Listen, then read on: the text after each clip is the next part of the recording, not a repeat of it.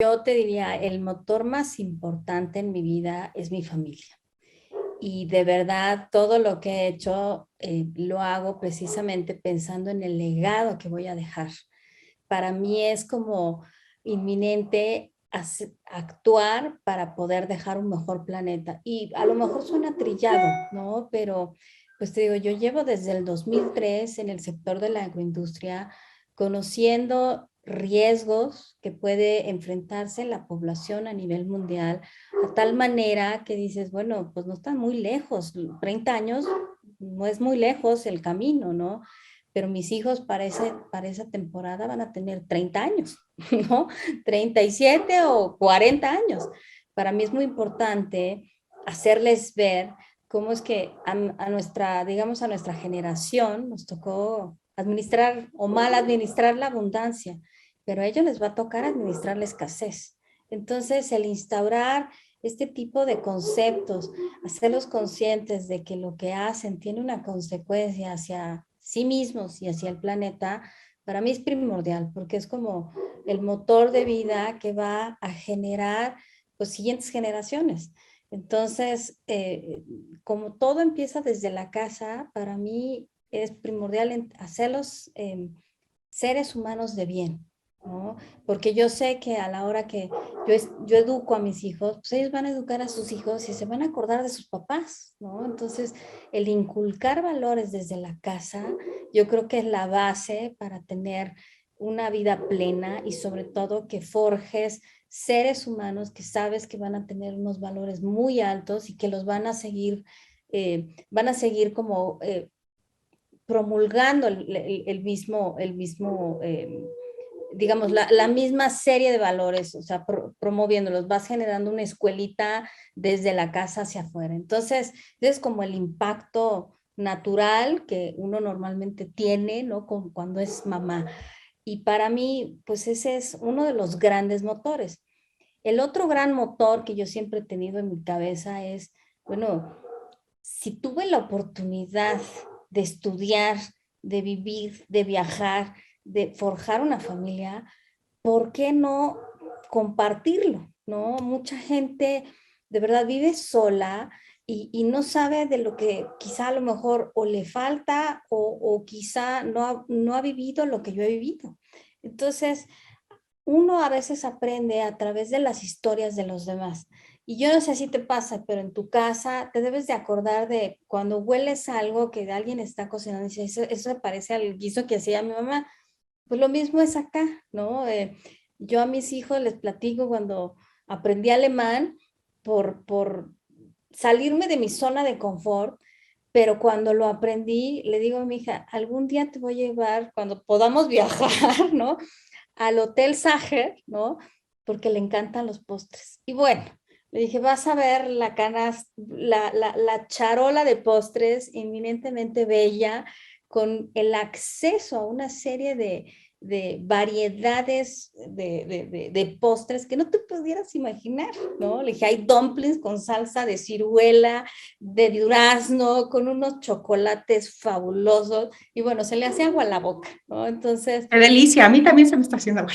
entonces, cuando les empiezas a estimular desde ese punto de vista, pues naturalmente le dices, por eso tienes que aprender alemán, ¿no? O por eso tienes que aprender italiano, o por eso, ¿no? Entonces es como de una forma muy lúdica instaurarles una semillita o sembrarlas, porque sabes que tarde o temprano lo van a vivir con sus hijos.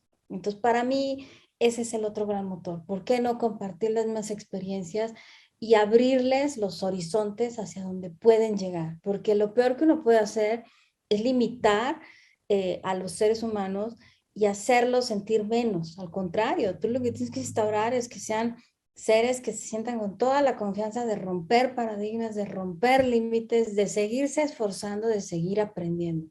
Eso para mí es un motor de vida que el día que yo deje de admirar, de aprender, de hablar, de sonreír, digamos, de la capacidad de admiración de lo que hacen otras personas, pues ese día para mí dejo de vivir.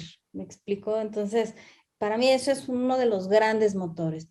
Y ante, yo creo que lo que sucede en el mundo, no podemos cerrar los ojos a cómo se ha transformado cómo la tecnología ha transformado nuestro modo de vida. Entonces, para bien, ¿no? Bueno, nos ha hecho que nos podamos comunicar de aquí hasta Singapur de regreso, ¿no? En cualquier forma, vida y por haber.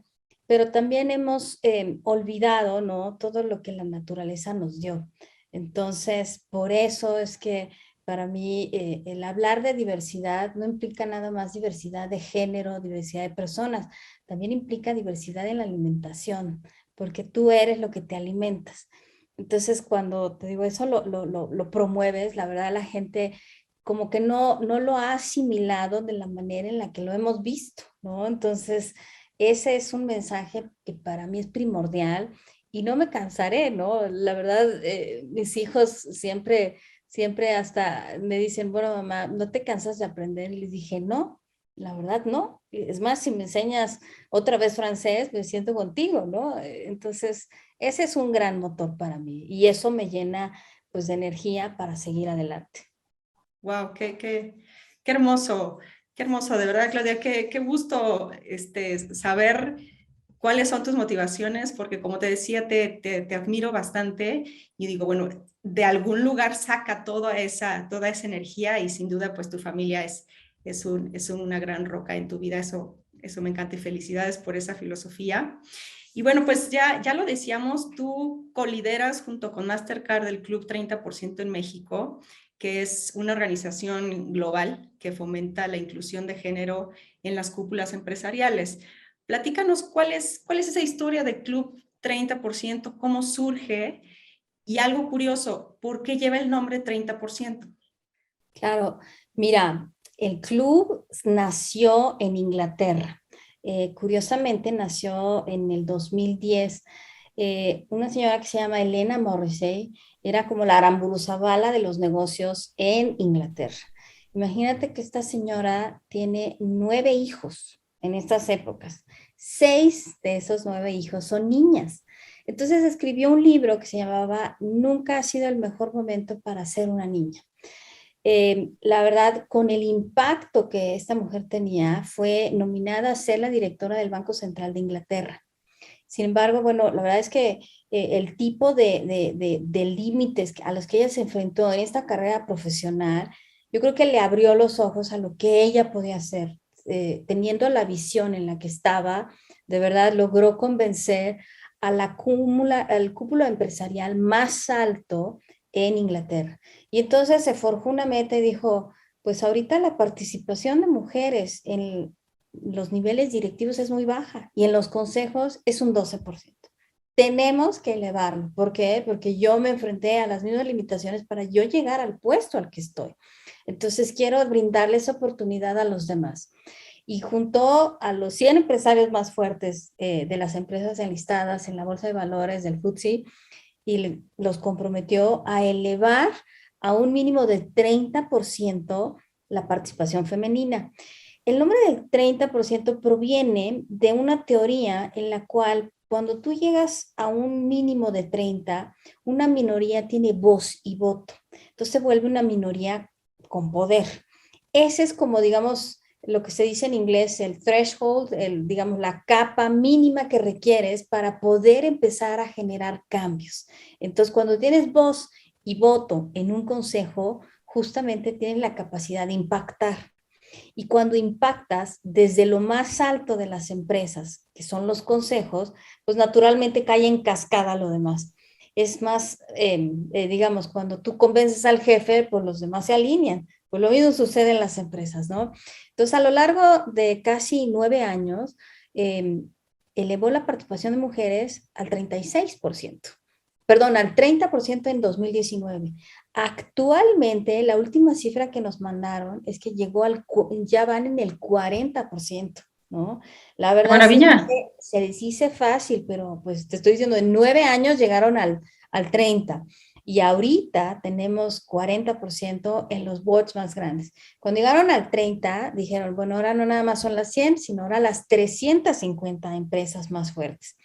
En marzo del 2021 se logró una meta trascendental en la cual ningún consejo en Inglaterra está enteramente formado por género masculino. Al menos tiene una mujer. y la participación de mujeres en las 350 empresas más grandes era de alrededor del 36%. Entonces, perdón, 33%.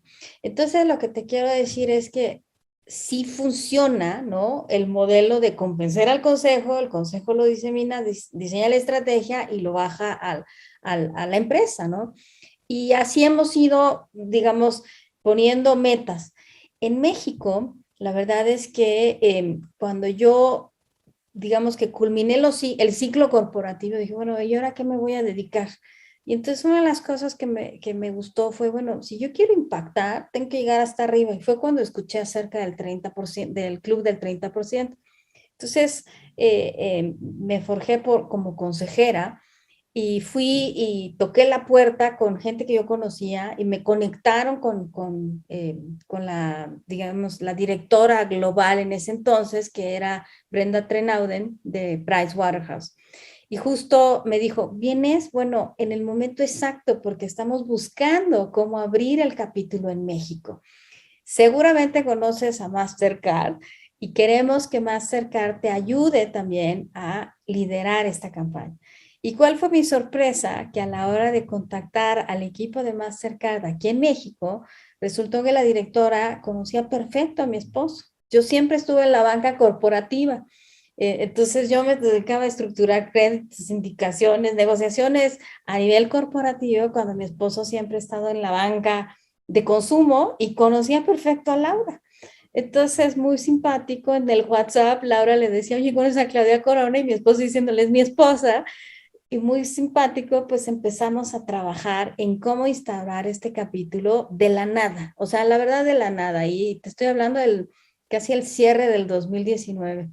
Entonces, durante el 2020 nos dimos a la tarea, primero, pues de antes de la pandemia, de entender cómo funcionaba, cuáles eran los pasos a seguir y sobre todo conocer la dinámica de las empresas en México, porque hacer el estudio de mercado de verdad fue muy interesante para entender en dónde estaban, digamos, los puntos de dolor. Y entonces, para diciembre del 2000, perdón, para diciembre, sí, casi el diciembre del 2020 fue cuando dijimos, bueno, empecemos con esta campaña y la lanzamos. Y justamente, perdón, en el 2019 y justamente en ese periodo empezamos y pues, ¿cuál? En marzo viene la pandemia y todos los eventos que habíamos armado de forma presencial, pues hubo que migrarlos inmediatamente a que fueran virtuales. Y entonces la dinámica cambió porque de hacer eventos grandes, pues tuvo que ser de uno en uno. Entonces dijimos, híjole, bueno, pues otro reto más que cambiar y en medio de un círculo en el cual, pues todo el mundo buscando cómo le hacíamos, qué podíamos cambiar y no era una prioridad, ¿no? Sin embargo, cuando las cosas empezaron como, digamos, a ajustar, empezaron a salir pues diferentes, ahora sí que como diferentes problemas, ¿no? De cómo trabajo con mis hijos en la casa y ahora cómo le hago. Entonces eran muchísimos, ¿cómo te diré? Muchísimas historias que recopilar y decíamos, bueno, todas somos mamás aquí o todas nos hemos enfrentado a estas mismas circunstancias y además todas estamos detrás de la pantalla, todas y todos, ¿no? Entonces, como te digo, Laura y yo provenimos del sector financiero, pues naturalmente los primeros a los que tocamos la puerta fueron los bancos. Y ahí fue en donde empezamos justamente a instaurar cuáles eran las tres grandes iniciativas en las que queríamos enfocarnos, que era uno, el programa de mentorías, dos, el de los inversionistas desde el punto de vista económico, y tres, cómo instaurar un grupo de mejores prácticas en donde pudiéramos otra vez compartir las lecciones aprendidas para que no empezáramos todas desde cero, ni todos. Y lo más importante fue, el lema del club del 30% en inglés dice crecimiento con la diversidad. Y la verdad es que nos forjamos la meta de no armar un grupo de puras mujeres, porque lo que sobra en México son asociaciones de mujeres con mujeres. Lo que dijimos es, bueno, si queremos complementar la visión, tenemos que empaparnos de la visión del otro lado. Entonces, en este capítulo, a diferencia de todos los que existen a nivel mundial, 2/3 partes de nuestro comité directivo están formados por hombres. Y no por nada, sino porque esta campaña se dirige a directores generales y presidentes de consejo que nos ayuden justamente a promover la voz, ¿no? Del Club del 30% para elevar la capacidad, la participación femenina en los consejos a un mínimo de 30, pero podemos llegar a 50, ¿no? En México, te digo, el porcentaje es muy pequeñito, o sea, empezamos en un 2%, es ridículo. Creo que somos si no el último, el penúltimo país de la OCDE en participación femenina. Pero nos dimos a la tarea de empezar a trabajar con diferentes entidades, desde Bloomberg, BlackRock, Banamex, toda una serie de consorcios que nos ayudaran a entender en dónde podíamos entrar mejor, ¿no? Y pues nos dimos a esa tarea de empezar con estas tres grandes iniciativas. De verdad nos costó mucho trabajo porque pues comprometer a alguien en la pantalla no es fácil. Y cuando empiezas a escuchar todo lo que estaban viviendo alrededor y ponerles en la mesa además este tema de diversidad e inclusión, bueno, o sea, muchos decían, por favor ayúdenos como quieran, pero ayúdenos, ¿no? Entonces, pues te digo, sí nos dimos a la tarea de forjar esta red de verdad de alto calibre ejecutivo para justamente llegar a las esferas más altas de dirección que nos empezaran a nutrir de todos los problemas que teníamos y decíamos, bueno, ayudemos a solucionarlos, ¿no? Y en ese sentido, yo hoy te puedo decir que a través de todo este esfuerzo, juntando a las dos bolsas de valores, la participación femenina en México se ha incrementado. Y no poquito, ya estamos en 10%. O sea, de un dígito ya llegamos a dos. Entonces, la meta que nosotros nos forjamos al principio fue, bueno, pues el 30% de aquí al 2025, pero cuando vimos lo difícil que era empezar de un formato virtual, dijimos, bueno, partámosla en dos, ¿no? Roma no se construye en un día, entonces lo que hicimos fue sentar las bases para que al 2025 llegáramos al 15. Y entonces, pues ahí vamos, ¿no? O sea, la aguja se está empezando a mover, cosa que no sucedía digamos, en épocas anteriores, pero mucho ha sido el aprendizaje que hemos vivido en otros capítulos y sobre todo el tener aliados estratégicos que verdaderamente te ayuden a mover la aguja. ¿Por qué? Porque les es necesario tener grupos que puedan tomar decisiones bajo situaciones adversas y que tengan la capacidad de entender diferentes perspectivas. Entonces, eso es lo que ha ayudado a que, digamos, el caso de negocio se eleve a tal grado que pues la aguja se empiece a mover. Y entonces, pues así hemos empezado y te digo, ya abrimos capítulo en Ecuador, entonces, vamos por más, ¿no? Ahorita ya somos 20 capítulos alrededor del mundo. El más reciente es el de Ecuador y a mí me tocó pues la grandiosa experiencia de ayudar a las polacas a abrir el capítulo, ayudar a las ecuatorianas y a perdón, a las colombianas también a estar pues compartiendo lo que hemos ido aprendiendo bajo este ambiente virtual. Qué maravilla. Oye, ¿cómo se van armando las cosas, no?